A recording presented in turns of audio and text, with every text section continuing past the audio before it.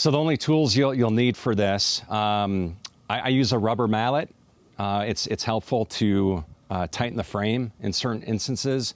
I also use a drill gun with a socket that also helps with assembling the enclosure pulls to the frame. We'll get to that in a bit.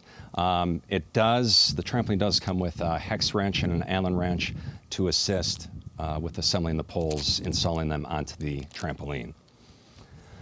All right, we're gonna get started with the frame here. We've got everything laid out. I'm just gonna go over these pieces real quick again. We've got the horizontal W-shaped leg section. We have 2 of the vertical T sections. We've got the long bottom rail piece and the long top rail piece without a socket. The one next to it here, short bottom rail piece. And then we have the top rail piece with the sockets. And as you can see, it's laid out. So we've got the same setup over here, and over here. And then the same thing with these guys right here. You have 4 sets of those around here. All right, let's get started on assembling the frame. I'll start with the W-shaped leg section. I'll be connecting the T-shaped vertical piece. And as you see these buttons, there's an angle to it. The buttons, when you're on the inside, they're gonna be facing towards the inside here. Looking from the outside, they're gonna be facing outwards here. The vertical T-piece has a little angle to it. It also has this indent right here. That's gonna face outside, and the angle's gonna come inward here. Connect these 2, and then I'll grab the bottom long rail piece, insert that into the T sections here. Make sure that's nice and tight.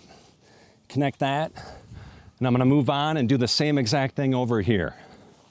So all 4 sections have been assembled. Now we're gonna connect 2 of these sections together, starting with the small bottom rail piece. It's also helpful to have 2 people, but if you don't, it is doable.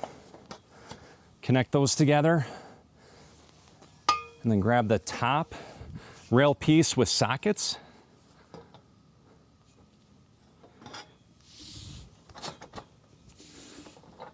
And connect that. And this is where a rubber mallet could come in handy. Sometimes it's a really tight fit. You just need to tap it down real gentle. Those went in pretty well. Once we get that, we'll go around, take the top rail piece without the socket, connect it there, and then we'll continue over and connect bottom rail piece to the section here.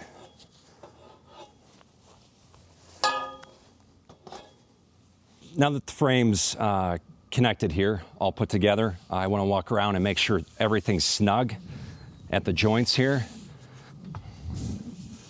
And once that is completed, we're going to move on to the jumping surface.